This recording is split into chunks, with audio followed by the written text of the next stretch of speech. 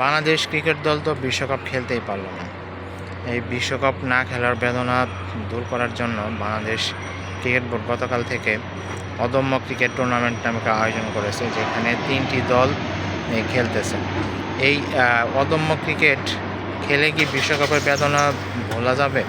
যদিও বিসিবি থেকে এই 3 দলের পুরস্কার হিসেবে 2.5 কোটি টাকা ঘোষণা করা হয়েছে। এখন এই 2.5 কোটি টাকা ঘোষণা করলে কি এই বিশ্বকাপ না খেলার বেদনা ক্রিকেটাররা বলতে পারবে? হয়তো অনেকেই মনে মনে তাদের এই বিশ্বকাপ না খেলার যন্ত্রণা আছে, যেখানে নতুন অনেকেরই বিশ্বকাপ প্রথম হওয়ার কথা ছিল। সাইফ আহমেদ, তারপরে পারভেজ হোসেন ইমন, শামীম হোসেন পাটোয়ারি, আরও অনেকেরই বিশ্বকাপ হয়তো প্রথম খেলা কথা ছিল, কিন্তু বিসিবির প্ররোচনায় আর সরকারের পদক্ষেপের কারণে বাংলাদেশ এই বিশ্বকাপে খেলতে পারলো না। বাংলাদেশের বিশ্বকাপে তারা তাদের হিসাব দেখাতে পারলো না। এখন যাই হোক, এই বিশ্বকাপে না খেলার জন্য হয়তো খেলোয়াড়দের অনেক মনে মনে কষ্টই হচ্ছে। তারা হয়তো মনে মনে এটা দুঃখ পাচ্ছে যে তারা বিশ্বকাপ খেলতে পারলো না, তারা বিশ্বকাপে অংশগ্রহণ করতে পারলো না।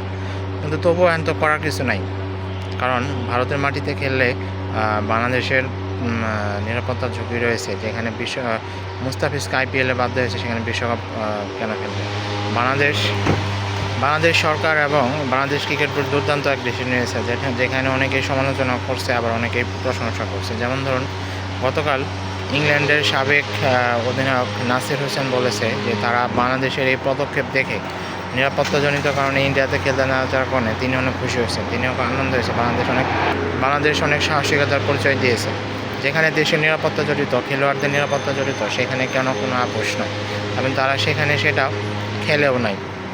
এখন না খেলেই অনেকে প্রশংসা করে আসছে, কিন্তু ভিতরে হয়তো ক্রিকেটারদের অনেক কষ্ট রয়ে গেছে, কারণ তারা বিশ্বকাপের মতো জায়গা তারা পারফর্ম করতে পারলো না, বিশ্বকাপে খেলতে পারলো না।